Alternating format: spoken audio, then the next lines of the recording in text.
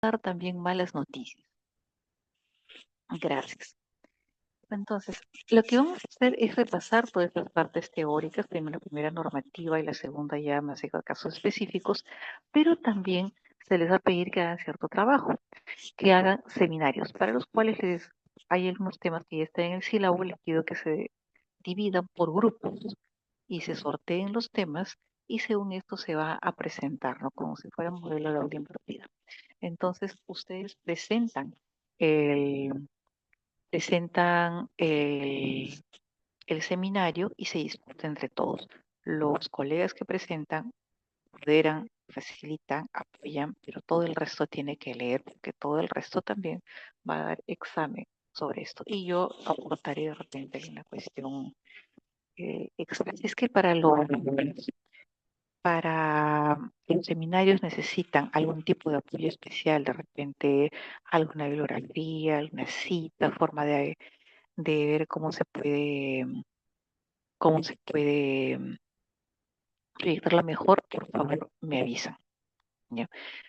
Algunas personas, bueno, hacen las láminas, piden intervención al público, en otros casos algunos presentan películas o pequeñas lecturas que también pueden ayudarnos a motivarnos. Eso también ayuda, ¿no? Por ejemplo, en la parte de malas noticias se les pide que puedan ver una película, ¿no?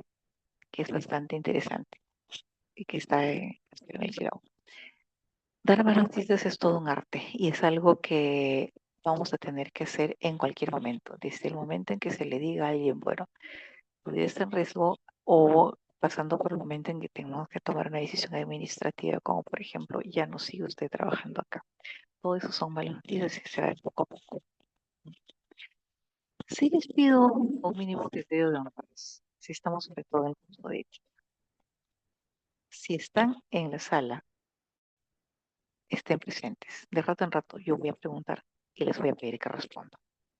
Y si alguien no responde, pues desgraciadamente tendría que asumir que no estaba en la clase. ¿De acuerdo? Y de rato en rato también les voy a pedir que enciendan las cámaras. Ok, chicos. Entonces, vamos a empezar con la primera clase que es justamente sobre lo basal, ética, bioética y la diferencia que hay con deontología. Por favor, la siguiente.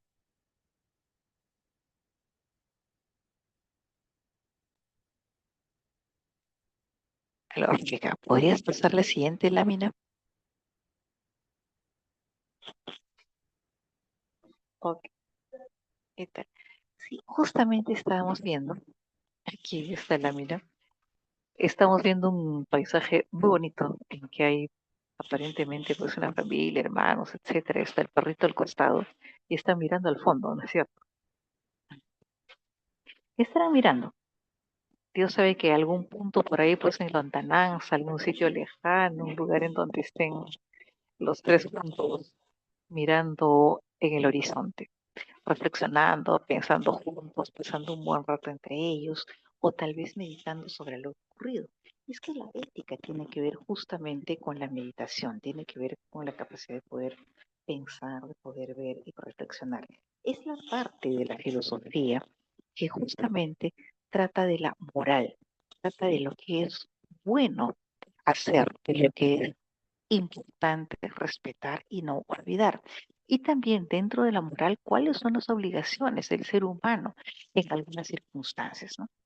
Y se basa en argumentos que pueden ser morales, los morales son más específicos para los cultos metafísicos, dependiendo de la distinción filosófica que se puede hacer, ¿no? Pero sobre todo que esto se basa en las creencias más íntimas de las personas, ¿no? Hay situaciones en las cuales se requiere una ética especial, una situación ética muy especial y diferente a las otras. Y esta, por ejemplo, es la ética profesional. Siguiente lámina, por favor. Que justamente la ética profesional está aplicada a segmentos específicos y cada profesión tiene la suya, aunque hay puntos comunes, ¿no? Por ejemplo, cumplir el trabajo, hacerlo de forma adecuada, seguir los reglamentos, etcétera, ¿no? Pero la ética profesional se centra en los fines que el sujeto quiere. En este caso, en el nuestro, curar a los pacientes, conseguir que salgan de la mejor forma posible, cuidar, por ejemplo, los bienes del Estado, si es que trabajamos en el Estado, trabajamos en el Seguro Social, cuidar el bien más valioso que tenemos, ¿no? Que es la salud, que es el elemento con el cual vamos a trabajar, cuidar también las relaciones interpersonales con los miembros del equipo de salud, ¿no? Se supone que dentro de la búsqueda de las éticas, que hay ética de máximos y ética de mínimos, la ética profesional se tiende a fijar en la ética de máximos, en que busquemos la perfección o busquemos lo que más se acerque a lo mejor que se puede obrar en una situación dada. Y eso está determinado por la conciencia individual. La ética profesional a su vez propone también motivaciones para poder trabajar y hacer una buena actividad y da sentido a todo nuestro existir, da sentido a nuestra actividad clínica, académica, quirúrgica, etcétera, ¿no? Y la vamos a llevar toda la vida y va a ser aquella que que nos dignifique y que nos haga no solo buenos médicos, sino también buenos seres humanos. La siguiente, por favor. Ahora, la ética profesional ha existido desde los primeros tiempos, ¿no? Por eso es que pongo toda esta pilita de piedras. No sé si han visto, esta pila de piedras se pone generalmente en las zonas de la altoandinas y se supone que es una ofrenda para asegurar un buen regreso. Curiosamente, esta pila de piedras también, con otro tipo de intenciones, se observa en las zonas altas del Nepal, ¿no? Como una suerte de ofrenda pues, a la divinidad y de aspiración a subir a lo más alto. ¿Por qué?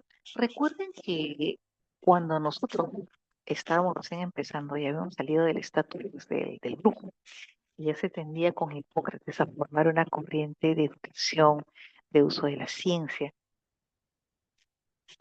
de aspiración de un modelo adecuado, ¿no?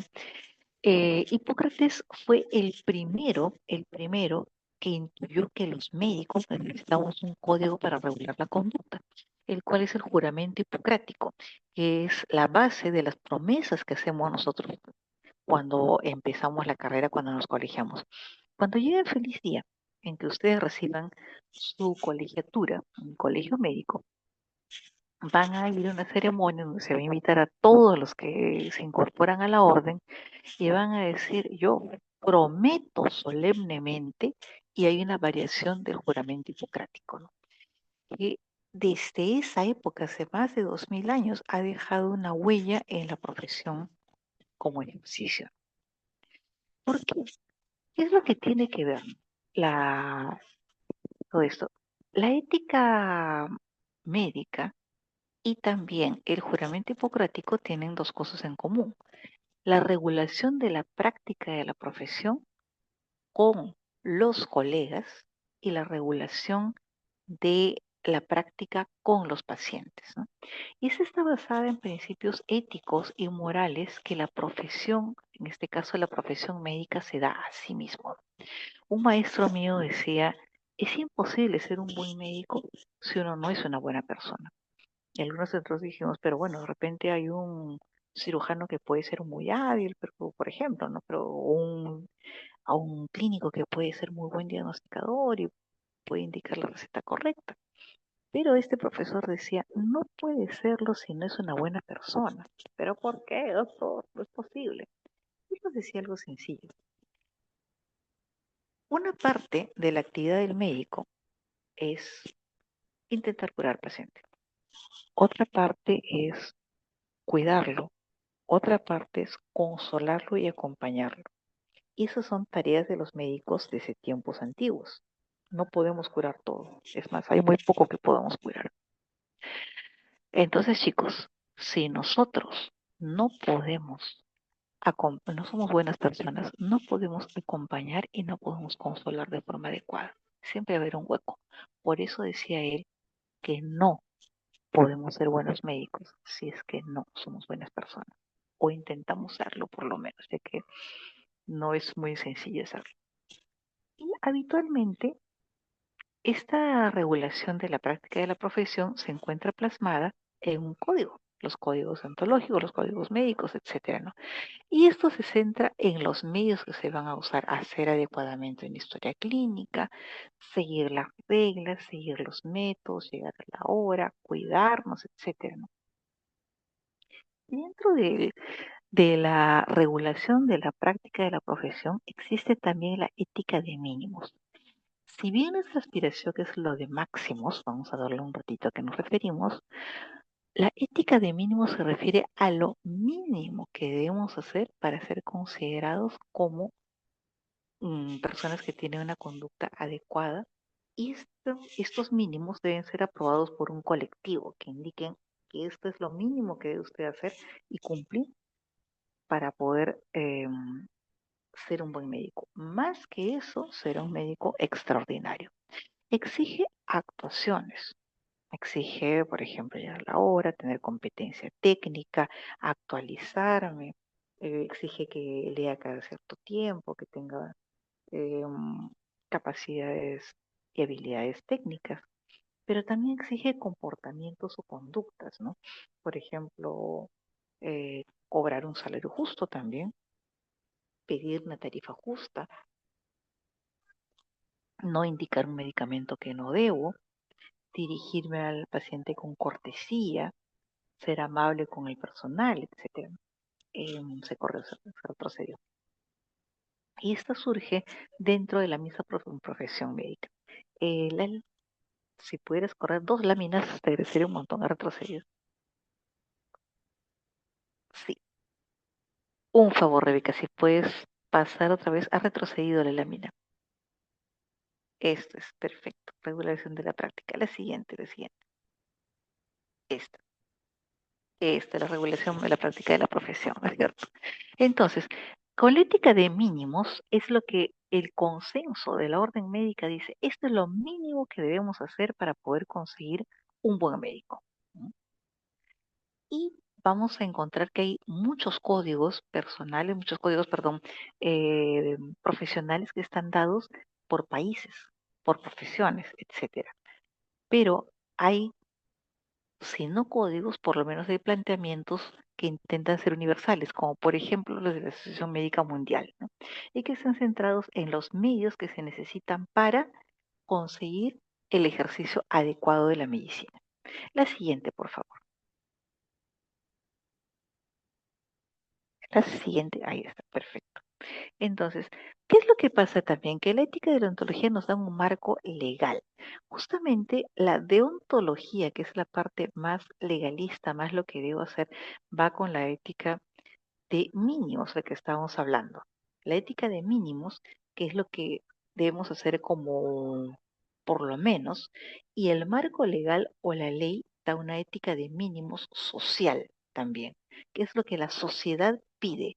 La sociedad pide que cumplamos el horario, la sociedad pide que expidamos tratamientos al alcance del paciente. La sociedad pide que no ejecutemos solo basados en nuestras habilidades técnicas, que demos información veraz. La deontología indica qué es lo que tengo que hacer como sujeto de la orden. La siguiente, por favor. Entonces, en salud, ¿qué es lo que nos distingue en cuanto a la ética profesional en salud y también como médicos? Primero, que la ética en salud es independiente de muchas revoluciones y normativas. ¿Cómo es esto? ¿No se supone que estamos ligados a la ley? La ley, la ley son los reglamentos, pero en ocasiones, si no se quiebra la ley, se puede, hay vacíos, hay zonas grises en las cuales no siempre sabemos qué hacer, ¿no? Por ejemplo, dice la norma que si una persona no responde de repente a una descarga eléctrica durante tanto tiempo, no sé, de la española de resucitación puede ser considerado eh, una persona muerta y puede ser ingresada en un programa de trasplantes. Eso es lo que puede ser la ley o la norma, ¿no?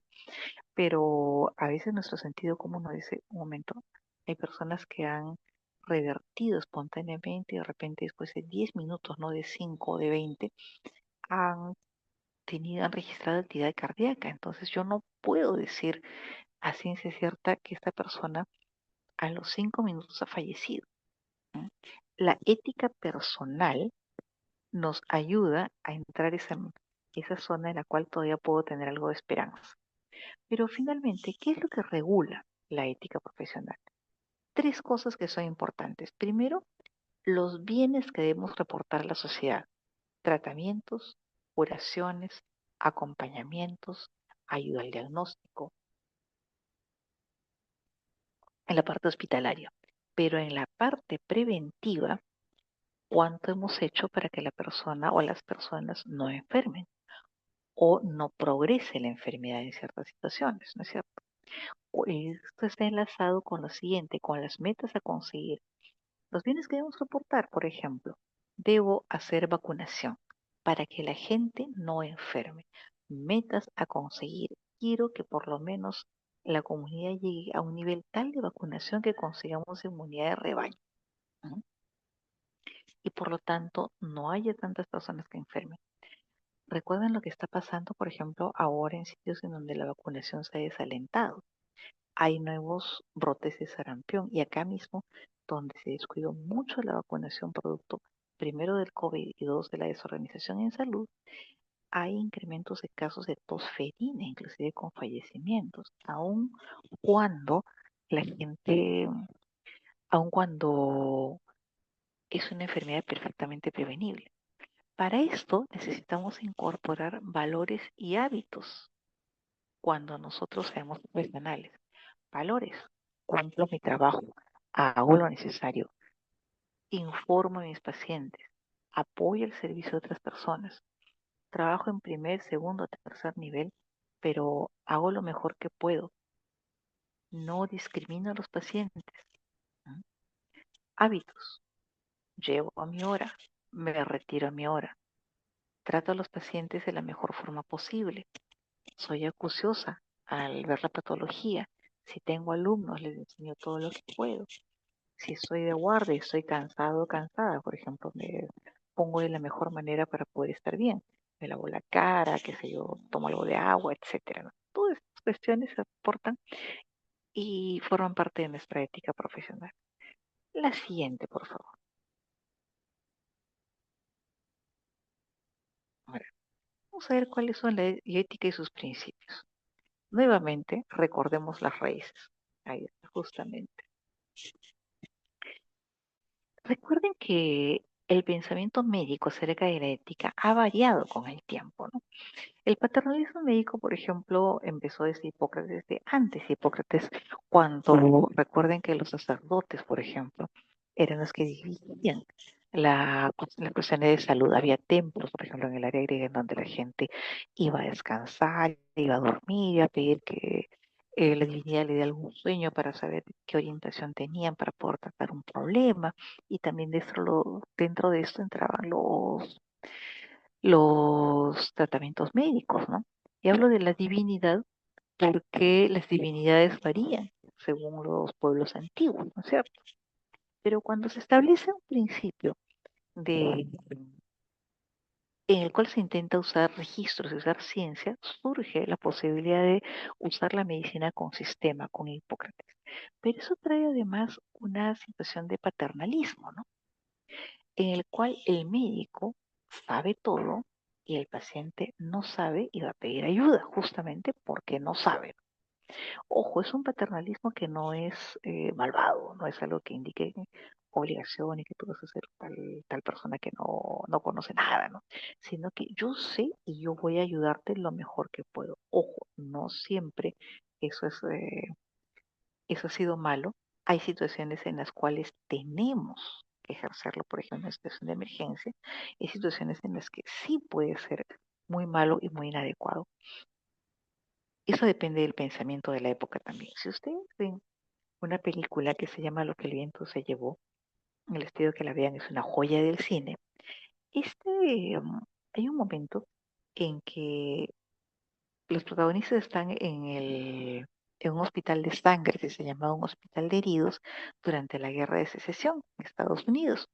Entonces pasa el médico a la visita Dice, bueno, este está muerto, no, este camina a otra cama, etcétera. Y va a la vera de un paciente y dice, esto es gangrena, hay que operar. El paciente grita, no, por favor, no, no lo soportaré, dejen mi pierna. Camilleros, llévenlo para operar, no, por favor. Y se escuchan los gritos, se ve la sombra del sujeto pues que está luchando, peleando con los camilleros para que no lo amputen. Estamos de acuerdo. Si la persona se queda con una pierna gangrenada, se podía morir. Pero, pero hacer esa operación en un sujeto que no quería que se le hiciera sin ninguna pregunta y nada por el estilo, tengamos cuidado, ¿no es cierto? En esos tiempos ya sería inconcebible, ¿no? Se hablaba también que el paciente en esta época de paternalismo no solo era un paciente físico, no solo era dolor de estómago, fiebre, humores revueltos, o que de repente había algo de malo en el hígado por circunstancias por el clima, sino que también el sujeto era un enfermo moral. También había sufrimiento, había malestar. No era un órgano enfermo o órganos enfermos, sino era un sujeto doliente, ¿no? Desde esa época viene la idea de que nosotros no solo enfermamos, sino que también sufrimos y que tenemos una enfermedad o un trastorno. De la relación que había de padre y amo, padre el que gobierna una familia versus el amo, el dueño de todos ellos, se transformó en la relación entre la profesión, en esta época el sacerdocio, versus el oficio. La relación paternal es algo más, si lo diríamos, natural. La del amo puede ser adquirida.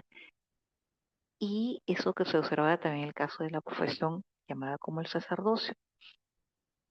Se ingresaba esta, inclusive se podía heredar en algunos casos o podía haber algún designado para todo esto, ¿no? En el oficio o el arte de ser médico uno iba a aprenderlo. Hay una responsabilidad débil del, del paciente y había una responsabilidad fuerte o la parte moral. La responsabilidad débil era la cual, bueno, pues el paciente era irresponsable, nosotros hacíamos todo lo posible por él y por lo tanto al asumir la buena intención que teníamos nosotros, no íbamos a ocasionarle daño, al menos sabiendo.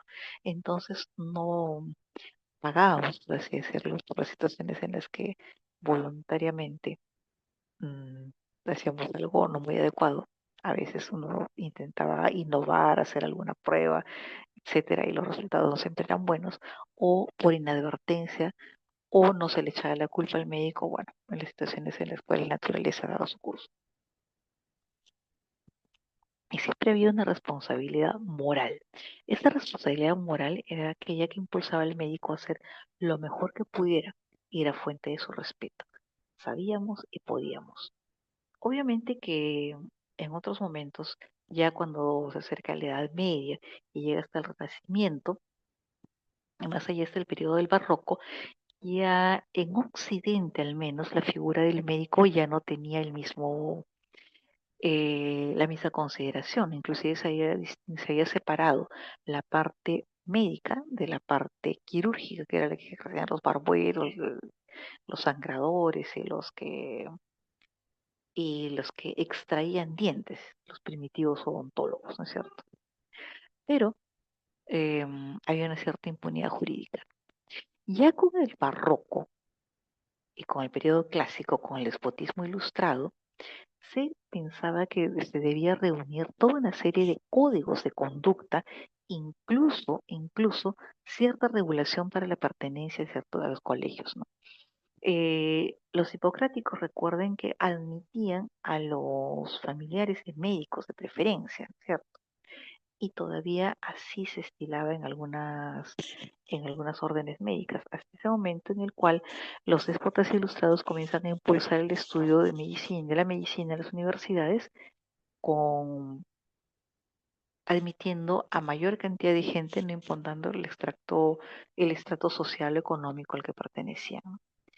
y seguía de todas maneras existiendo la parte de la impunidad jurídica en la cual el paciente podía ser operado o se le podía indicar algo sin su consentimiento, aunque se suponía que el médico hacía todo lo posible para poder ayudarlo, ¿no? Y esto se hacía en nombre de la razón y buscando el principio de benevolencia. La siguiente, por favor. Posteriormente, recuerden, se comenzó a pensar que había situaciones en las cuales la medicina merecía cierta regulación y ya los pensadores en 1800 comienzan a creer que que el ejercicio de la medicina debe separarse, eh, debe separarse de las ideas pues, sin comprobar y si hay se evidencia una explosión científica durante ese tiempo. Pero con esto, con el auge de la experimentación, también comienzan a haber dudas acerca de qué es lo bueno, qué es lo malo, qué es lo que hay que proteger en algunas circunstancias, qué es lo que hay que impulsar. Y se comienzan algunos a cuestionar si la forma en la que estamos tratando a los pacientes es correcta, ¿no? Y se establece en la medicina que hay que conseguir algunos bienes que son importantes por sí mismos, los fines, por ejemplo, la curación. Y una ley moral, por ejemplo, de obligado cumplimiento es hacer lo mejor que se pueda por el paciente con las circunstancias que nos han sido dadas. Ese es un carácter deontológico, una regla que hay que seguir. Y además hay algo que se llama los bienes en referencia, que son los medios que se usan, los que son opinables. De repente una escuela pensaba que para bajar la fiebre era mejor usar agua tibia a, qué sé yo, 36 grados, y otros pensaban que era mejor usar una ducha de agua caliente y después una ducha de agua tibia. Total, al final ya. Los bienes en referencia son medios, las cosas que se puede hacer. ¿Debo guardar cama por un resfriado o no debo hacerlo? ¿Debo tomar una tisana o no? ¿Debo aceptar un sangrado o no? ¿Debo mejorar ciertas comidas, hacer dieta o separarlas? Los medios siempre son opinables y son discutibles y sobre esto se puede deliberar sobre la forma en la que se va a conseguir el bien mayor que es la curación del paciente. ¿No? Y eso vino también en referencia por la explosión de la exploración científica. La siguiente, por favor. Entonces, recordemos que tenemos dos leyes que han sido muy importantes para poder delimitar tanto la ética como la deontología. La primera es la ley natural o la ley divina, ¿sí? Que importa que haya obediencia a lo que dice el médico, que debe haber obediencia a los principios morales dados para nosotros en la Biblia, para otras personas en el Corán o en el Antiguo Testamento, o de repente algún tipo de libro sagrado. Hay una heteronomía moral en la cual la gente puede tener diversos tipos de moral en algún momento, no sé, dependiendo de la cultura, del sitio en que haya, ¿no? Por ejemplo, para la gran mayoría de occidentales del Mediterráneo, el dolor era una experiencia que debía ser aliviada. Para los nórdicos que vivían en un lugar mucho más duro, entonces los tratamientos por dolorosos que fueran debían ser aceptados y más bien la gente no se permitía manifestaciones de dolor y eso traía retrasos también en los diagnósticos. Y también se incluían leyes de materia universal. Hacer el bien, por ejemplo, no matarás. Cuando ya se comienza a observar sobre qué cosas se debe hacer con los medios para poder trabajar en medicina y otras cosas, se observa, como dicen, que hay diferentes medios para conseguir fines diversos. Para esto se usa la técnica de la deliberación.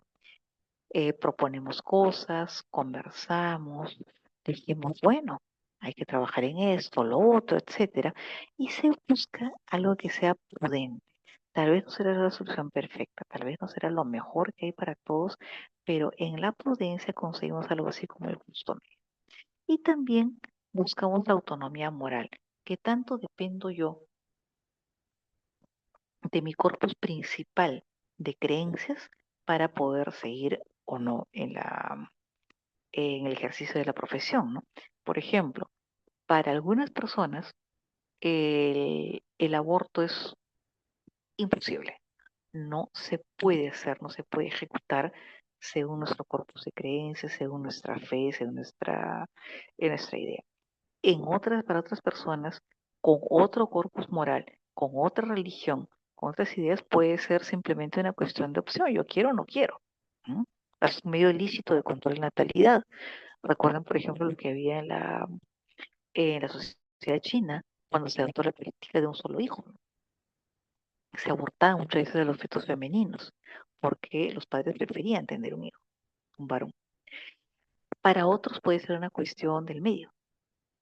En algunos casos es importante o no es malo, y en otros es mejor, no se puede hacer, ¿no? También sobre cómo consigo algo bueno. Por ejemplo, ¿será algo bueno para conseguir, digamos, que un paciente se opere más rápido? ¿Donar dinero, la parte económica, o facilitarle los trámites? Haciendo de repente algo de política interna dentro de una institución, diciendo, por favor, ayúdenme, meter un poquito más adelante la cola, etcétera, etcétera, no lo sé, siempre dentro de lo legal. Y luego, durante el auge de la experimentación, recuerden que primero se experimentaba a veces con humanos, pero luego se comenzó a experimentar con animalitos. ¿Mm? Y ahora cada vez hay una ética, inclusive de investigación con animales. Es toda una rama de la bioética. Y comenzamos a pensar que los animales eran seres sintientes, al ser parte de la creación, al tener la capacidad de sentir dolor, de tener sufrimiento. Entonces pensamos que la ética y la deontología no solo se aplican a los humanos, sino que también los animales tienen que ver con esto. Y en estos tiempos inclusive hasta el medio ambiente. Ahora, ¿cuál es el código que nosotros usamos? Generalmente el código único occidental, que es el que generalmente usa la medicina científica holopática en el occidente que se ha difundido pues, en el mundo con el auge de la medicina científica.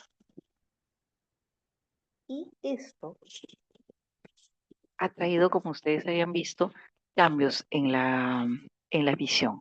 En Occidente, para empezar, el siguiente, por favor.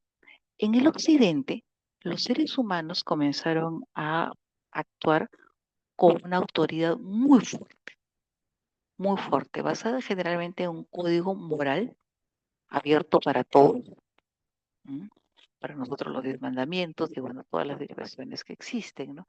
Y que a su vez en casos de duda puede ser interpretado por las autoridades, eso se aplica de tal o cual forma, hay excepciones, etcétera, etcétera, ¿no? Si había divergencias entre las opiniones, si teníamos suerte, era debido a la ignorancia. Entonces había que educar al sujeto para que pudiera hacer lo mejor posible. Si una conducta no era por ignorancia y el sujeto sabía lo que le faltaba, lo que hacía, podía ser una perversión. Si el sujeto estaba sano y elegía adrede una conducta inadecuada. O podía tratarse de una enfermedad. Si el sujeto, por ejemplo, no trabajaba porque estaba, no, por corazón, sino porque le faltaban fuerzas. O de repente no podía, em, no podía pagar sus deudas porque no había conseguido mantener un puesto de trabajo o porque había hecho muchos gastos, porque necesitaba comida especial o algo por el estilo. Y los trastornos mentales, por ejemplo, de repente decía lisuras, hacía cosas inadecuadas, pero porque tenía una enfermedad. Y entonces tendía a establecer solo un código para todos. El pluralismo, la, el admitir varias ideas era malo. ¿Por qué? Porque muchas veces las sociedades se estructuraban alrededor de una idea como fuente de identidad. Antes no había DNI, No había circunscripción territorial y los territorios, los pueblitos, las aldeas pasaban muchas veces de mano en mano por la guerra. La gente se identificaba por las ideas del Señor, por los límites territoriales, por el idioma y por el corpus de creencias, no es de la ropa. Entonces, si había alguien que era diferente, era un extraño, no era alguien del lugar. Y necesitamos también creer más o menos lo mismo para poder sentirnos como miembros de un solo pueblo. Y la tolerancia era un signo de debilidad. ¿No? No se podía aceptar que otra persona piense diferente porque tal vez estaba haciendo algo inadecuado, porque tal vez estaba rompiendo con la unidad de los seres humanos que estaban viviendo en ese momento. Ya con la edad moderna y con la ilustración y el trabajo que hicieron todos, se comenzó a pensar que era necesario tener libertad de conciencia. Esto también estimuló la investigación. Y se cabe o comienzan a pensar en la posibilidad de que cada ser humano, dentro de ciertas variaciones que no dañen a nadie, puede tener su propio código de conducta.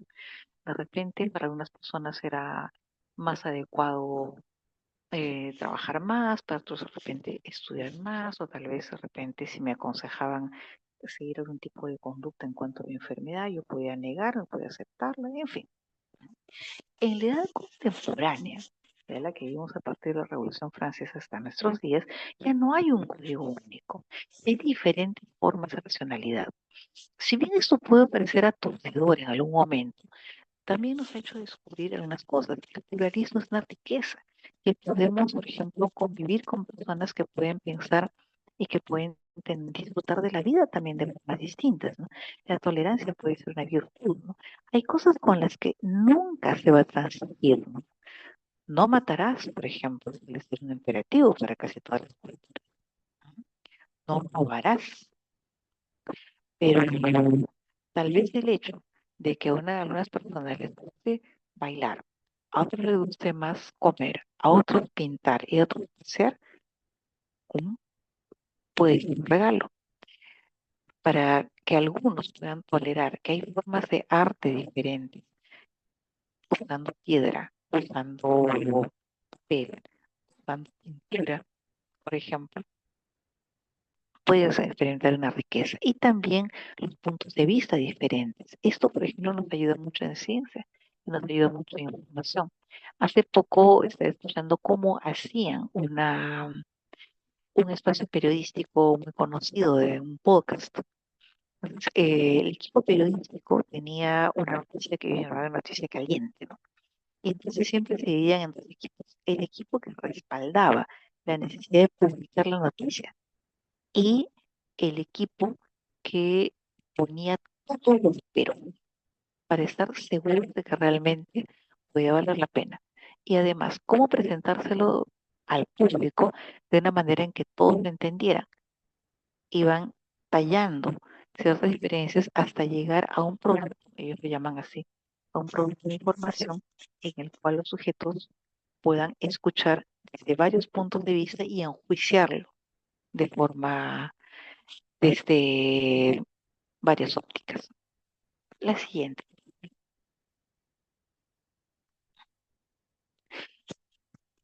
Ha habido algunos hitos, ¿no?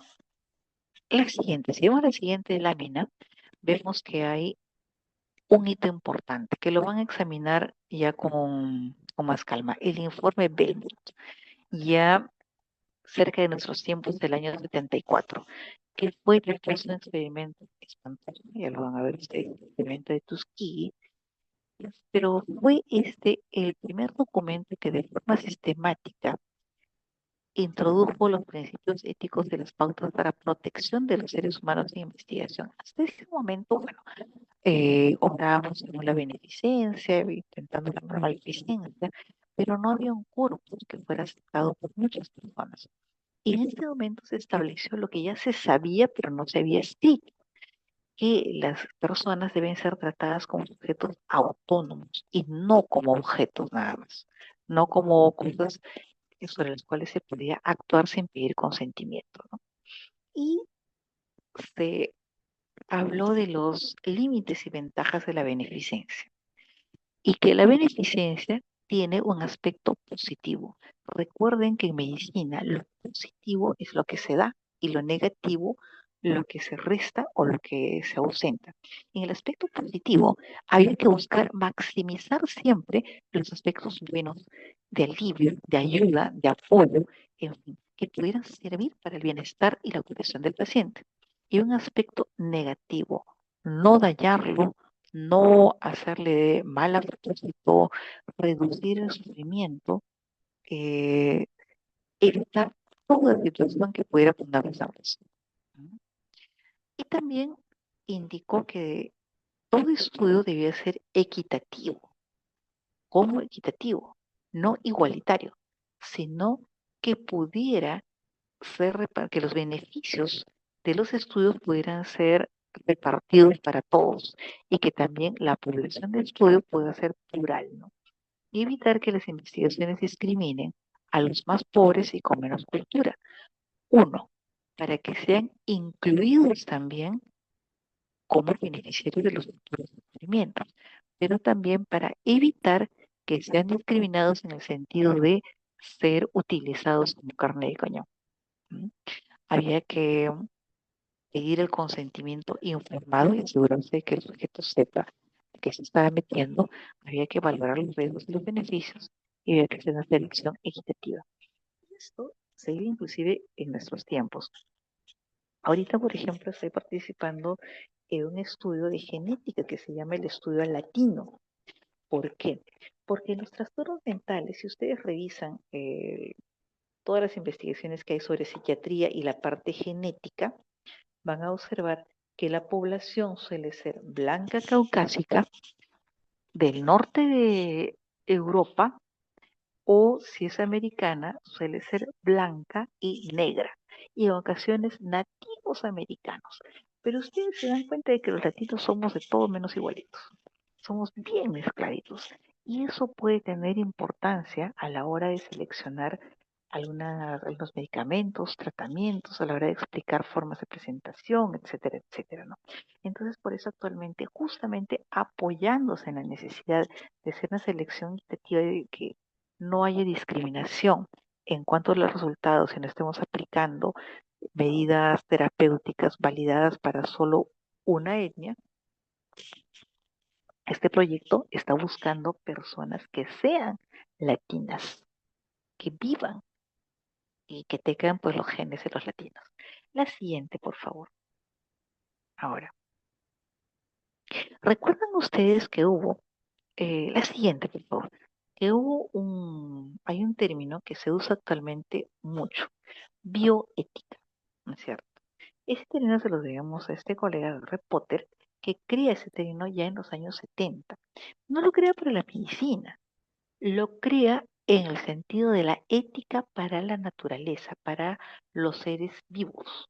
Y decía que la bioética, la ética aplicada a todo ser viviente, animales, plantas y por supuesto seres humanos, también se debía aplicarse a el medio en que estos seres vivían, la tierra, el aire, el agua, el subsuelo, etcétera, y que era algo necesario para la supervivencia de la humanidad. Y eso realmente, chicos, es importante, vivimos en sistemas, ¿no? Si ustedes recuerdan, hay zonas en las cuales, por ejemplo, hay una alta contaminación por mercurio, ¿no? Hay por producto de repente de relaves contaminados. Y este es un problema enorme. Vamos a tener población que ingiere mercurio, que tiene daños, pero que a su vez se reproducirá y tendrá y transmitirá probablemente mercurio a los niñitos sin útero si es que sigue tomando agua y comida contaminada. Podemos, al haber devastación, deforestación en amplias áreas de la Amazonía, estamos obligando a poblaciones que vivían ahí a ser desplazadas, a vivir en medios insanos, de repente provocando enfrentamientos, por lo que decía hace poco un sacerdote, que las guerras del futuro iban a ser por agua limpia, tierra limpia, aire limpio. ¿Mm?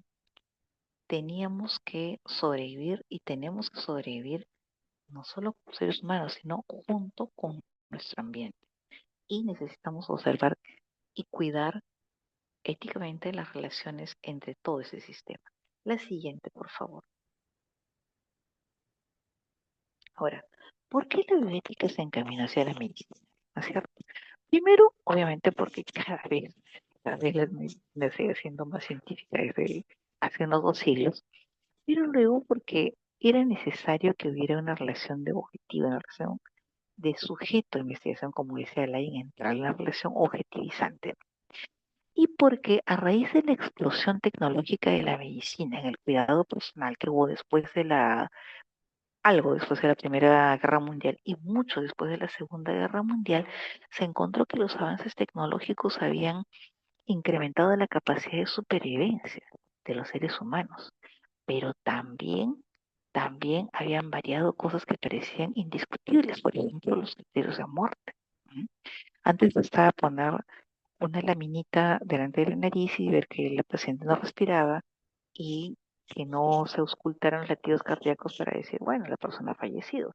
Ahora que podemos dar un desfibrilador, que podemos intubar, que podemos hacer masaje cardíaco, las cosas pueden cambiar. Podemos sostener inclusive un cuerpo durante cierto tiempo con respiradores, poner a sujetos en estado vegetativos persistentes, inclusive a propósito, como el coma inducido. ¿Mm? Recuerden lo que pasó muchas veces con gente durante el COVID.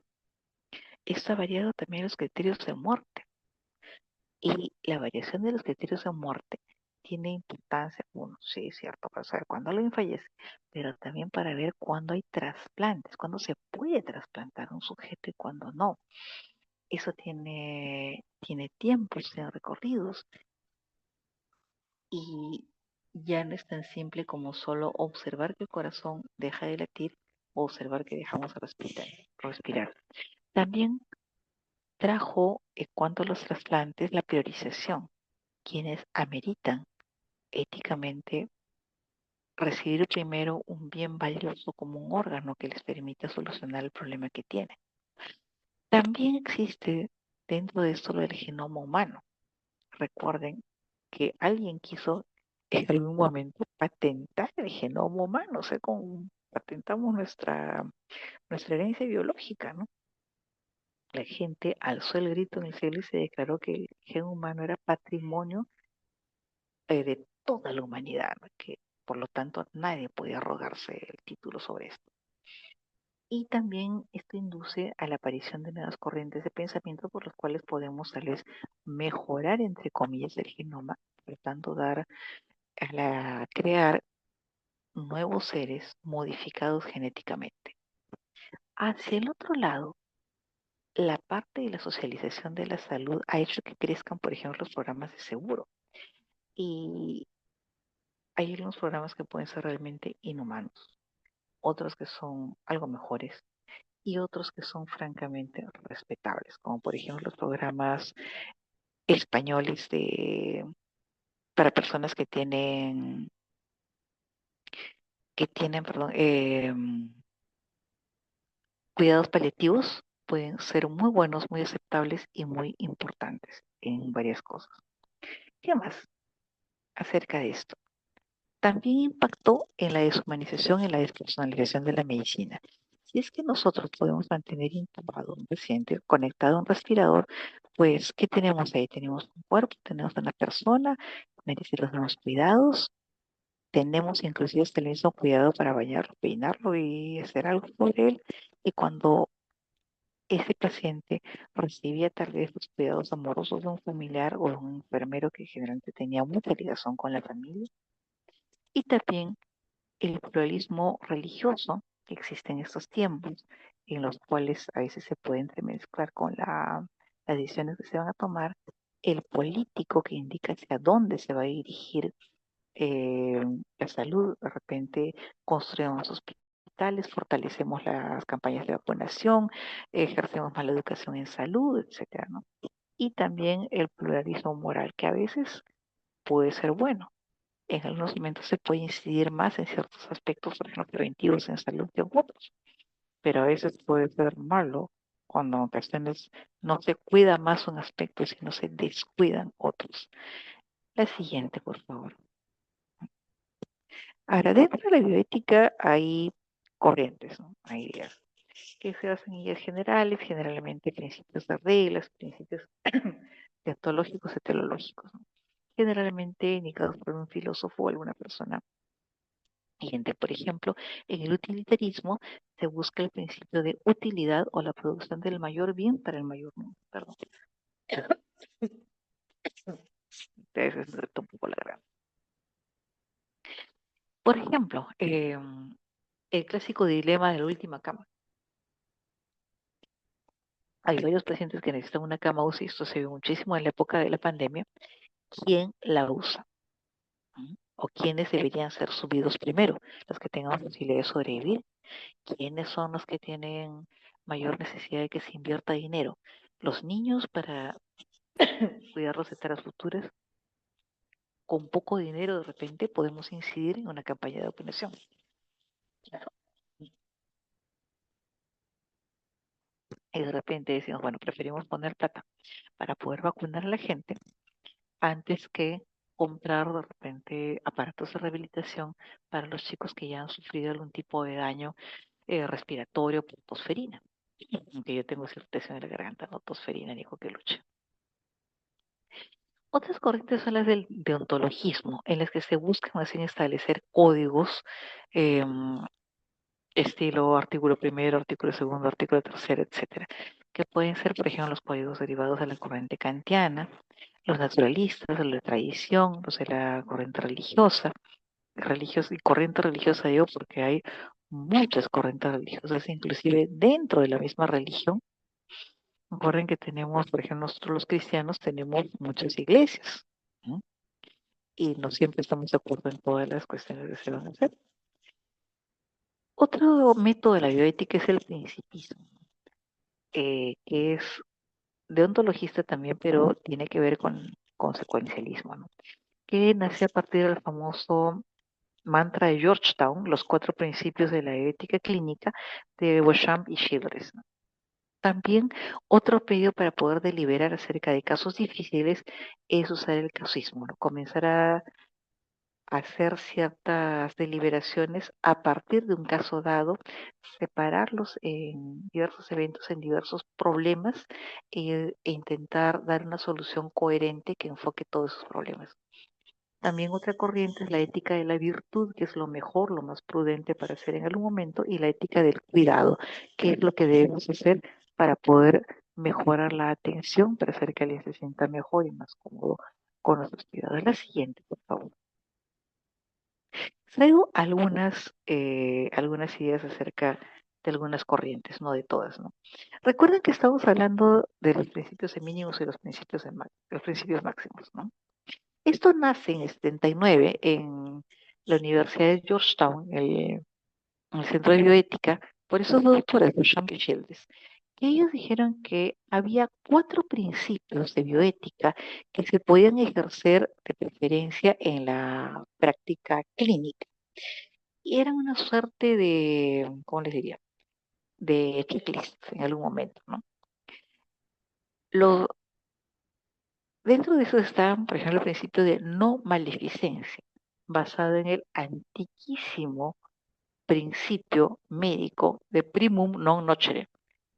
Primum, no primum.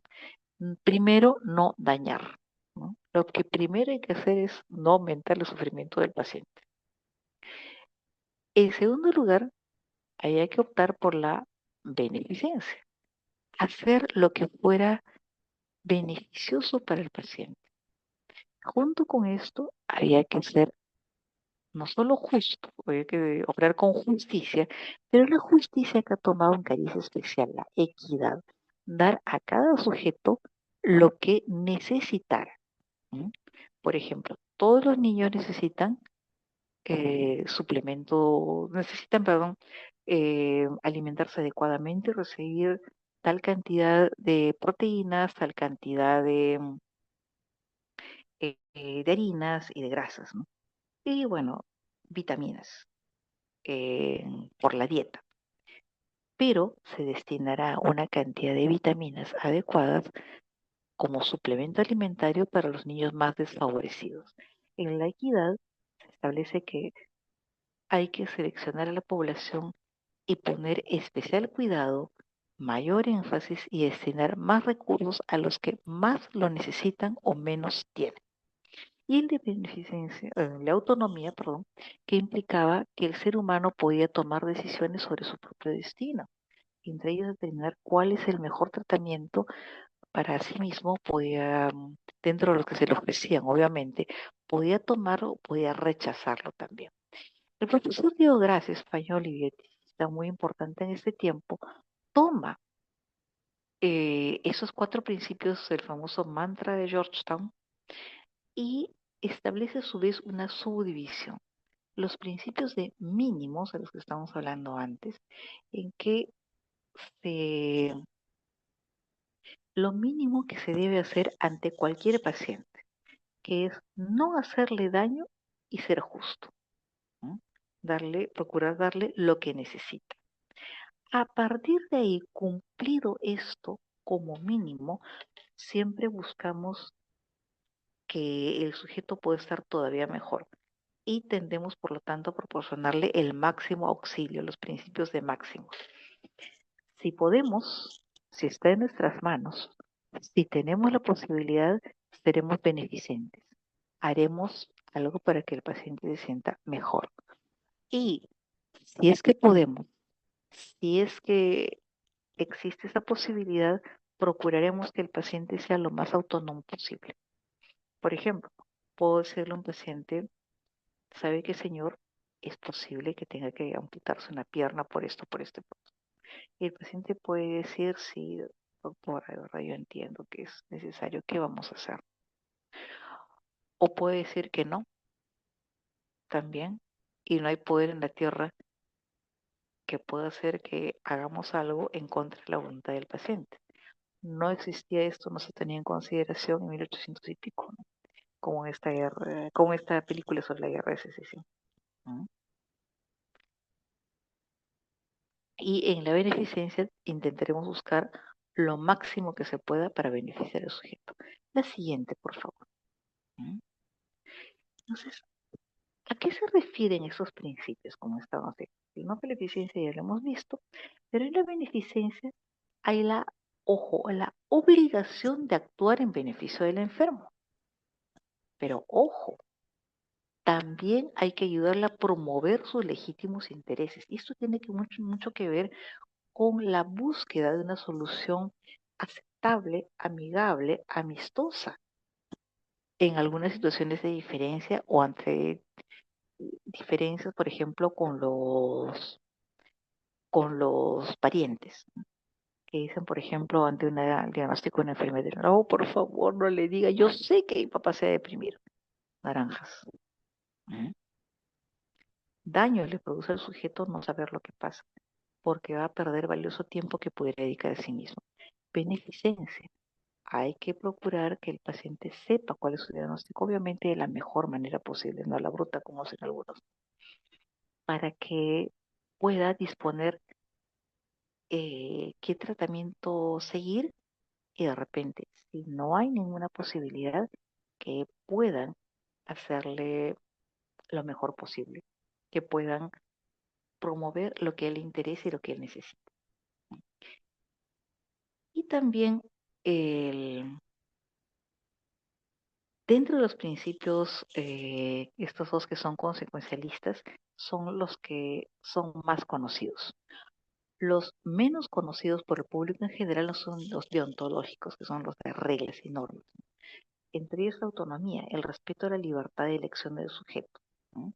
Y que no solo se permite que actúe de la mejor manera posible para él, sino que también se le procuren las condiciones necesarias. Y el de justicia, en el que se distribuye de forma equitativa los recursos, los beneficios y las cargas entre todos los miembros de la sociedad. La siguiente,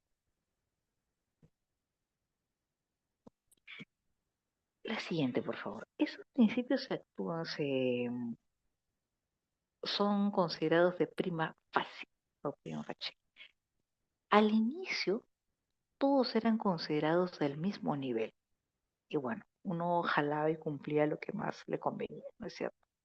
Pero eran considerados los que debían estar presentes de buena intención en cada acto médico, ¿no? Pero a veces observamos que hay conflictos, ¿no? No hay reglas explícitas al aplicar estos principios a un caso clínico en particular, pero pueden haber conflictos entre qué es lo mejor y lo peor para alguien, ¿no? Por eso es que digo gracias, para disminuir la posibilidad de conflictos, los divide en dos, ¿no? Los prioritarios, que son los mínimos, que son exigibles públicamente, no maleficencia y justicia. Puedo pedir, puedo solicitar, puedo exigir que no me hagan lo que me hace daño y que se porten de manera justa conmigo. Y lo que puedo decidir como persona y como sujeto, ¿no? Aceptar ciertas cosas con autonomía y que sean beneficientes para mí. Y eso ya es de gestión privada y personal. La siguiente, por favor. Otro tipo de razonamiento, que es el razonamiento principista, ¿no?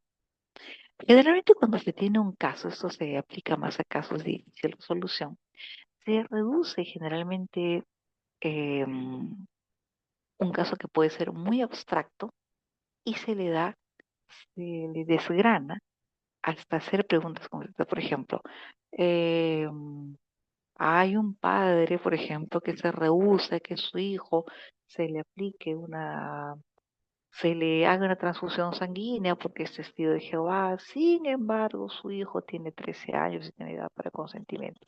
¿Qué hacemos, no? Se va separando. Por ejemplo, ¿hay necesidad de la transfusión? ¿Sí o no? ¿Hay necesidad de que sea más o menos pronto? ¿Sí o no? ¿El paciente está en capacidad de decidir por sí mismo? ¿Sí o no? ¿Hay capacidad para poder entender lo que se le va a pedir? ¿Sí o no? ¿Mm? Después de obtener eso, después de dividir em, la conducta solicitada en varias partes, se ve cuáles son importantes para la ética y no.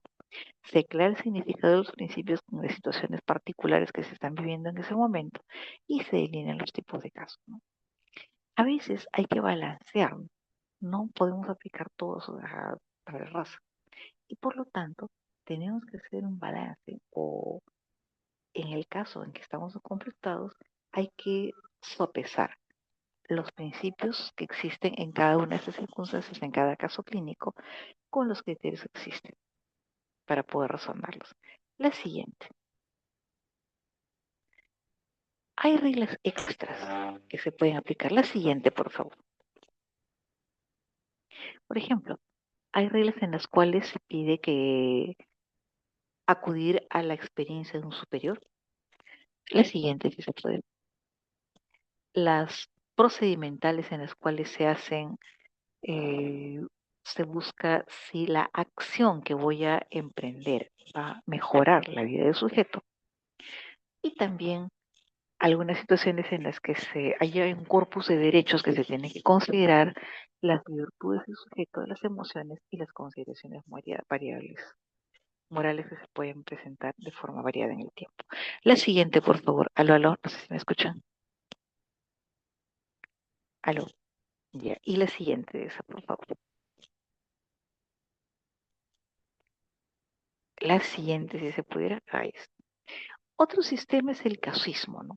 Se parte de un caso clínico, de un caso bien especificado, y busca los famosos paradigmas o máximas, ¿no? El caso es una confluencia de personas, hechos y acciones en un tiempo y en un lugar, ¿no? Y no tiene un código, es algo generalmente sui generis y que no se suele ver todo el tiempo. Es concreto y es único, pero puede ser tipificado, puede ser comparado con otros, como en el derecho anglosajón, que se compara la jurisprudencia, lo que se ha decretado para un caso y para otro, se puede servir para apoyar o para negar una posición. ¿Mm?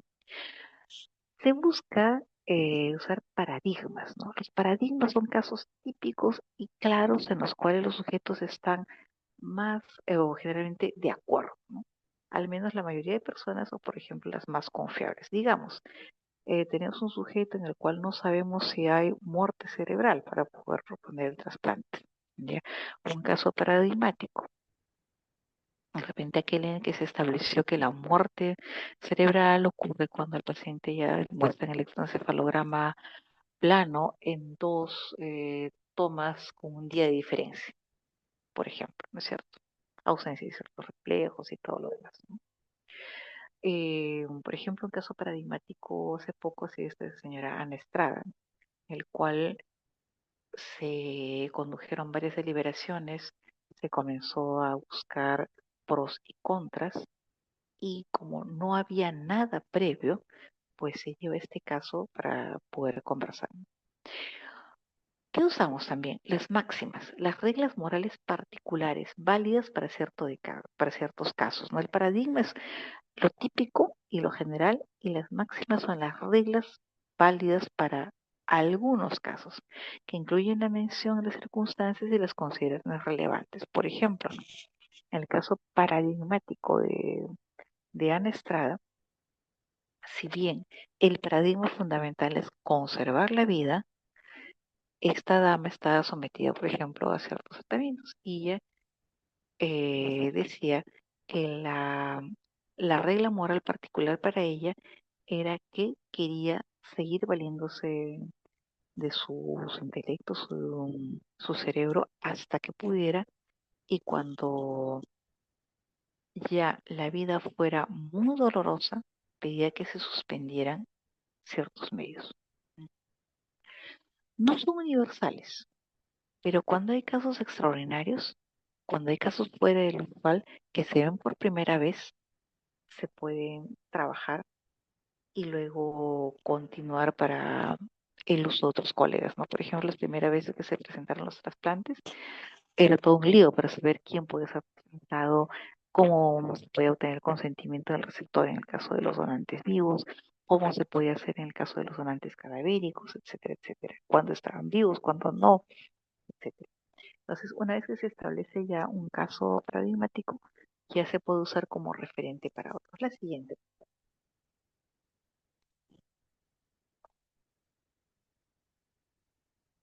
¿Y qué es lo que se hace, no?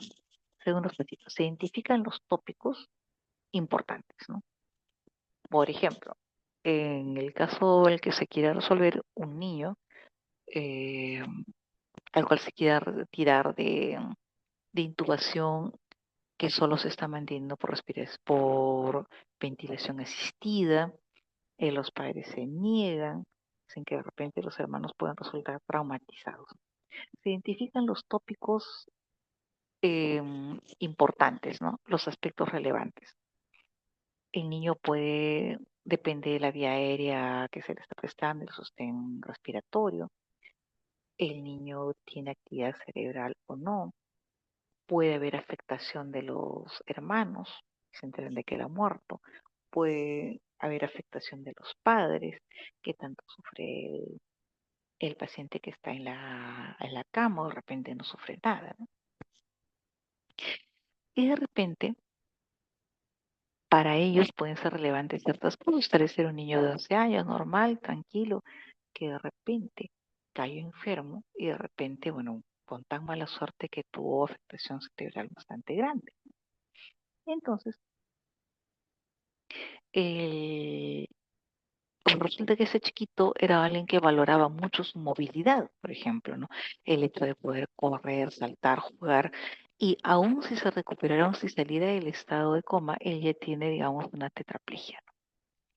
Entonces, y los padres saben que esta criatura, si recobrara la conciencia, se daría cuenta de que tiene dificultades, pero encima la conciencia ya está muy comprometida, muy venida a menos y hay daño cerebral. Se describen las circunstancias del caso, las que configuran esto. Está en UCI, tiene tantos años, hijo mayor, entró por estas cosas, etcétera, etcétera, ¿no? Y hay un orden de circunstancias. ¿Quién? El niño. ¿Qué se desconecta o no de la alimentación. ¿Por qué? Porque ya no sabemos si el soporte ventilatorio es útil o no. ¿Cuándo? En las próximas horas. ¿Dónde? En el hospital. ¿De qué manera se le avisa a los padres o se hace frente en la UCI? ¿Con qué medios? Con el personal de turno en ese momento y acerca de qué, porque el- los padres piden que no se le retire la intubación porque puede haber afectación de los hermanos menores. Así se presenta un caso en estas circunstancias, ¿no? Ahora, estudiar los casos paradigmáticos es importante porque nos permite comparación y ver si este caso se aplica para algunos o no tiene sentido. Y al encontrar las máximas aplicables, se puede ayudar a mejorar la posibilidad. Otro tipo de enfoque ético es en la ética de la virtud, en la cual se valoran las virtudes del carácter, ¿no? Antes que los actos inspirados por principios o por consecuencias, ¿no? Se supone que las virtudes son los hábitos que promueven una vida buena, ¿no? Son hábitos que nos conducen a la excelencia y hacen que podamos vivir mejor, con tranquilidad, con apoyo, con firmeza, con la posibilidad de vivir junto a nuestros amigos y de ser individuos respetables de la sociedad. Y la ética de la virtud afirma que las virtudes son siempre hábitos que se van formando. Estoy en la época de Aristóteles, ¿no?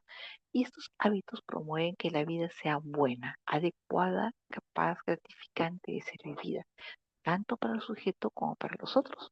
Y por lo tanto dice que las buenas conductas no resultan por aplicar principios, calcular pues coordenadas, planos, reglas, etcétera. No, así no, porque los sujetos aprenden a discernir, aprenden a enjuiciar cuál es la mejor conducta dada en unas circunstancias. Y en ese caso pueden escoger. ¿Mm? No dice, por lo tanto, lo que hay que hacer, sino dice lo que hay que ser. ¿Cómo es que nosotros podemos ser para poder exigir a los otros si somos? La siguiente, por favor. Ok. Aquí está la guía de los casos paradigmáticos. Como ustedes ven, la imagen indica un libro abierto en una biblioteca. ¿Mm? Y es que los casos paradigmáticos requieren mucho estudio, requieren aplicación, inclusive encontrar precedentes, encontrar otros casos paradigmáticos con los cuales se puede hacer comparación o con los cuales se puede asentar algún tipo de jurisprudencia, ¿no? Y encontrar las máximas aplicables hace que podamos encontrar una solución que sea importante, adecuada y potable para todos. Ojo, que se obre según un paradigma eso no quiere decir que vayamos a lograr inmediato consenso, solo quiere decir que vamos a encontrar la mejor solución posible. ¿Mm? Por si acaso. Siempre en deliberaciones se procura llegar al consenso, pero en ocasiones no se puede, sobre todo cuando no tengamos paradigmas exactos. El paradigma no es como un corte, no es como un molde en el cual todos tienen que encajar. Deja a veces ciertos grados de libertad. La siguiente, por favor. ¿Mm? Ahora, la siguiente. Si bien no es lo mismo, la ética de la virtud está enlazada también con lo de los paradigmas. ¿Por qué? Porque para Aristóteles decía que uno debía enjuiciar, debía pensar, debía encontrar lo que fuera bueno y virtuoso en la vida y practicarlo. Los casos paradigmáticos muchas veces tienen cierto enlace con la ética de la virtud porque buscan la mejor posibilidad deliberando acerca de un evento dado. ¿Mm? Y que esto sirva para futuras conductas de futuros médicos, en todo caso, médicos, enfermeros, tecnólogos, etcétera, porque al haber deliberado, al haber pensado cuál era el mejor camino para llegar a algo, hemos sido virtuosos al haberlo hecho de la mejor forma posible. La siguiente, por favor. Como le decía, la ética clásica fue una ética de la virtud, ¿no? La famosa arete, que era la excelencia por la cual el sujeto aprendía, pensaba, razonaba para realizar, para hacer bien aquello que era propio del ser humano. ¿Mm? Tanto así que Aristóteles decía que la virtud humana, lea la letra, es el modo de ser por el cual el hombre realiza bien su función propia. La virtud es una segunda naturaleza, no es innata, se adquiere, adquirida por el ejercicio, que predispone a realizar lo bueno de la mejor manera y a obtener placer en ello. Me debe gustar, en este caso, ser ético. Ahora, cuando muchos años después el cristianismo triunfa en el bastón europeo, entonces dentro de los movimientos escolásticos, Santo Tomás de Aquino afirma que las virtudes son disposiciones que inclinan a realizar las acciones que orientan hacia el fin último de la vida humana. Esto es una idea aristotélica y el aristotelismo fue incorporado por Santo Tomás de Aquino, el otro angélico. La siguiente, por favor. Y además está la ética del cuidado, ¿no? Dentro de la ética del cuidado está reconocer que no solo hay que curar, también se cuida y se alivia el sufrimiento, ¿no? Recuerden que, no sé si era Guaspare o alguien más, decía que la labor del médico es curar a veces, aliviar cuando se puede y acompañar siempre. Ese ha sido nuestro trabajo desde que éramos médicos. Y por lo tanto, dentro de los deberes imperativos éticos es promover la compasión, el afecto y el compromiso con el enfermo. ¿Mm? Eso implica dos áreas. Educar a los médicos para que puedan efectuar estas actividades y también observarlas durante la asistencia profesional. Por lo tanto, implica que al educar a los jóvenes médicos hay que enseñar habilidades de comunicación, habilidades de relación y sensibilidad socioemocional. Ahora, en la asistencia, atender al paciente puede ser un desafío en algunas situaciones, un paciente que grita, un paciente que no huele bien, que no colabora, etcétera. Pero lo importante es que hay que atender no solo al cuerpo, sino al padecimiento subjetivo, a los sentimientos del paciente. De repente está muy angustiado, muy asustado, no puede salir. Y tenemos también que mostrar sensibilidad emocional. A nosotros particularmente nos espanta la idea de que haya gente como ocurre a veces en el INEM. Felizmente con los jóvenes médicos esto es mucho menos, ¿no? Pero los médicos del INEM hasta hace algún tiempo pensaban que era muy bueno ser franco con el paciente. El problema es que no sabían distinguir cuándo era franco y cuando eran brutos. Y esto me lo contó de manera muy dolorosa una amiga cuyo papá tenía un problema de un cáncer de próstata. Entonces ella lo lleva con uno de los que figuraba en el top 10 de detención de cáncer de próstata. Mi amiga todavía fue con chaqueta para, bueno, pues para que el papá pudiera estar mejor, más seguro y con la esperanza de que el paciente, que el colega fuera más considerado. El colega revisó el file que mi amiga le alcanzó y delante del paciente dice, bueno señor, usted tiene cáncer de próstata. De algo nos tenemos que morir, ¿no? Y mi amiga se horrorizó. Sí, ella me dijo, si yo no hubiera querido que él atienda, mínimo me hubiera ido dando un portazo o hasta le hubiera dado uno en la mejilla. Por lo insensible y lo grosero que pudo haber sido. Por desatender los sentimientos del paciente en la parte existencial. Por crear sufrimiento. Porque ser crudo y cruel de esa manera es hacer que el paciente sufra. Si una persona no tiene habilidades de comunicación, pues o las adquiere o las adquiere. Y si no tiene habilidades de apoyo emocional y ve que no tiene muchas aptitudes, puede pedir un refuerzo o por lo menos no dañar. ¿Mm? Nunca confunda ser sincero y directo con ser bruto y torpe. La siguiente, por favor.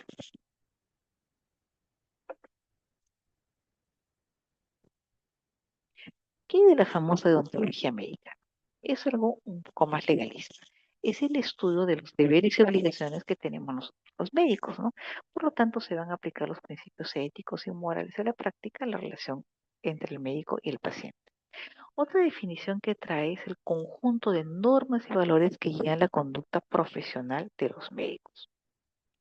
Todo lo que nosotros debemos hacer como médicos en todo lugar. Siguiente, por favor. Hay principios éticos que son importantes. La siguiente, por favor. ¿Vale? Y se reflejan acá en una variación del mantra de Georgetown, que son, por ejemplo, la autonomía. Si el paciente tiene derecho a ser autónomo, nosotros tenemos el deber de respetar la capacidad de decisión del paciente, aun cuando no nos guste, aun cuando no parezca la más acertada. Beneficencia. Buscamos el beneficio del paciente. Yo me quedé helada cuando recibí una paciente en mi consultorio en el hospital y vi que la había visto otra colega.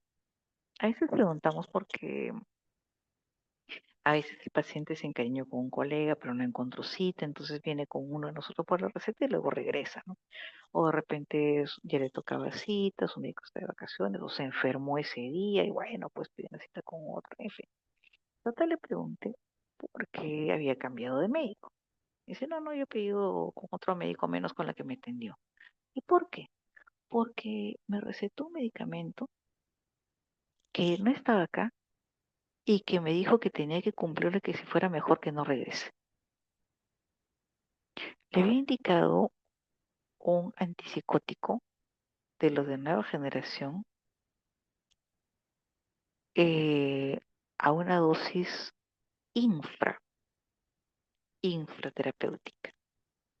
Por decir, de la dosis mínima, la cuarta parte. A una persona que no tenía necesidad de usar antipsicóticos, solo por conseguir el cartelito de gran prescriptora que ponen los laboratorios y que dan y que algunos recompensan generosamente con viajes y premios de ese estilo. También la no maleficencia, no causar daño intencionalmente. Mm, Creo que está de más decirlo. Y también la de justicia, tratar a todos los pacientes de manera equitativa. Si ustedes revisan los principios de ética aplicados durante la pandemia, hubo un documento que se emitió con apoyo del Colegio Médico, la Universidad de San Marcos, y también un teólogo bioeticista, Edwin Vázquez. Se decía que, por ejemplo, los pacientes deben ser tratados justamente de manera equitativa y la edad no podía ser tomada como un criterio para desaconsejar la atención. Mucha gente todavía tiene la idea de que de repente si es que el paciente es muy viejito se le va a postergar, se le va a relegar, no se le va a dar la cama. Y esto pues no debe ser así, no puede ser así. El criterio ético no contempla eso. Dicho sea de paso, un amigo mío, neumólogo, que trabaja en el 2 de mayo, decía que medio en serio, medio en broma, ellos tenían su récord. A ver, en la época del COVID, ¿quiénes habían entrado con más edad y menos saturación y se habían ido marchando por su propio pie o a más en silla de ruedas? Hasta donde yo recuerdo, había ganado un caballero de 92 años que entró saturando 62. Uno diría, pues ya San Pedro, como dicen, lo tiene el más allá. Y realmente el caballero sobrevivió y se dio el lujo de salir caminando. La siguiente, por favor. Ahora, hay algunos aspectos importantes que debemos observar en cuanto a los términos que vamos a usar. Por ejemplo, el acto médico. El acto médico, que según toda la legislación no se puede interrumpir, es el conjunto de acciones realizadas por un médico y que son para diagnosticar, tratar o prevenir enfermedades. Ojo, por eso es que hubo tanto pleito por el asunto de odontología, en que se lo ponían como médicos. Decían durante el acto médico odontológico, oiga, el acto médico solo es realizado por el médico. Los odontólogos, gente respetable, yo tengo primos y tíos odontólogos, no son médicos, será un acto odontológico. Y eso sí tiene importancia por la relevancia que tiene para cada profesión. El sujeto activo del acto médico, el que hace las cosas, es el médico como agente responsable de la atención. Si somos responsables, somos con los capitanes del barco. Somos responsables de todo el proceso. ¿Mm? Ojo, pero al enjuiciar, al examinar, al revisar un acto médico, hay que considerar las circunstancias que son el contexto y las condiciones en las cuales tomamos decisiones médicas, ¿no? Y decisiones médicas hay desde las más complejas, iniciar trasplante, resucitar, dejar de resucitar, hasta otras que pueden ser normativas, ¿no? Por ejemplo, en un temblor generalmente se tiende a proteger a los más débiles y a proteger a los ancianos, ¿no es cierto? Y a los enfermos. Pero en un temblor o un terremoto en un hospital, se dice que el personal médico debe salir de la sala en que esté e ir a área segura. Dice, y los pacientes se quedan. ¿Cómo es posible? Esto va en contra de todos nuestros principios de ayuda al paciente. Y lo que explicaron fue, después de un terremoto es probable que lleguen heridos o personas descompensadas por una patología previa. Si los médicos y los enfermeros caen en ese momento, ¿quién, quién va a ocuparse de ellos? ¿Mm? Ahí todos entendimos por qué nos pedían que saliéramos. La siguiente, por favor. Entonces, si la deontología se ocupa tanto de juzgar el acto médico como el sujeto activo al médico y las circunstancias en que se vive, ahí se necesita usar un código de deontología médica, ¿no? Que son el conjunto de estas normas y principios que nosotros los médicos seguimos durante nuestra conducta profesional. Generalmente se dividen en varios aspectos y los principales son la relación médico-paciente, los relacionados con la confidencialidad de los datos y de la información ofrecida por los pacientes, cómo se hace, se realiza al menos en condiciones ideales el consentimiento informado y cuándo es que a veces no se necesita, por ejemplo, en una situación de urgencia, el paciente está politraumatizado, la presión se va al suelo, está sangrando un montón, ¿qué le voy a pedir y leer nada al paciente? Tengo que meterlo a sala de trauma shock, pasarle volumen, hacer el inotrópico y hacer lo que se pueda, ¿no es cierto? Ahí se obvia. ¿No? Y también cómo se toman las decisiones clínicas en situaciones de relativa dificultad. La siguiente, por favor. Si la deontología indica qué cosa es lo que debemos hacer, también tiene que ver otros aspectos. Por ejemplo, cuando actuamos mal, cuando hacemos mala praxis, ¿no? Por error diagnóstico o de tratamiento. ¿Para qué nos sirve esto? Para evaluar si el médico cumplió con los estándares profesionales y éticos. Ujú. En esos casos tenemos que hacer, ¿qué? Tenemos que evaluar. ¿Por qué? Porque a veces puede haber un error diagnóstico debido a que de repente el médico no se preparó, no supo lo que debía saber, o de repente en ese momento le dieron el resultado inadecuado porque la máquina había fallado, o porque de repente había dos posibilidades diagnósticas muy parecidas y tal vez la descripción clínica que le dieron para un examen auxiliar no era la mejor. ¿Mm? O tal vez se trató al paciente, pero no se le dio lo adecuado. ¿Por qué? Porque el médico no sabía, porque adrede lo hizo con esta colega que daba algo que no tenía sentido, o de repente, como dicen algunos, había lo que había, ¿no? Cuando, por ejemplo, comenzaron a ver los reportes sobre el COVID, en que decían que era muy bueno usar ¿qué es la cosa? Eh, Usar este antiparasitario porque de repente había obtenido algunos resultados, quizás tal vez durante el uso durante el uso de la medicación in vitro, algunos colegas lo comenzaron a usar en humanos. Entonces, en esos momentos no había nada escrito sobre COVID, no se sabía nada. Tampoco se sabía mucho sobre cómo iba a reaccionar eh, un ser humano ante esas circunstancias. ¿Mm? Entonces, si en algún momento se planteó algún juicio por mala praxis por usar este medicamento, pues se desestimó. También la deontología médica tiene que ver con la bioética, ¿no? Sobre todo cuando se regula la investigación científica en campos que pueden ser polémicos por lo novedoso, por lo que afecta a la vida humana y a la vida de relación con otros sujetos, por ejemplo, clonación, ingeniería genética, ¿no? Todo esto. Y también la formulación de los códigos deontológicos, en los cuales cada colegio profesional, tenemos el nuestro, se va realizando. Y también recuerden que los códigos tienen que ir actualizándose en el tiempo. La siguiente, por favor. Ahora, si nos encontramos ante un dilema ético, recuerden lo siguiente. Cualquiera que sea el método que usen, debe ser para beneficio de su paciente. Como decía San Camilo de Lelis, yo soy el enfermo, tu amo y señor. Ellos son nuestros amos. A ellos nos debemos y para ellos vivimos. ¿Ok, chicos? ¿Alguna pregunta? ¿Alguna duda? ¿Alguna idea?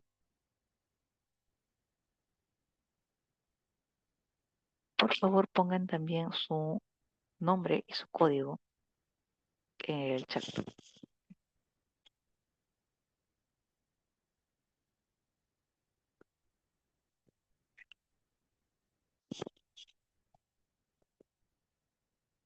Ok.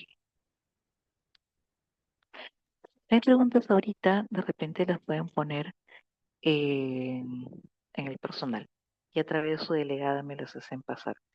Chicos, recuerden que a veces nosotros pensamos, bueno, son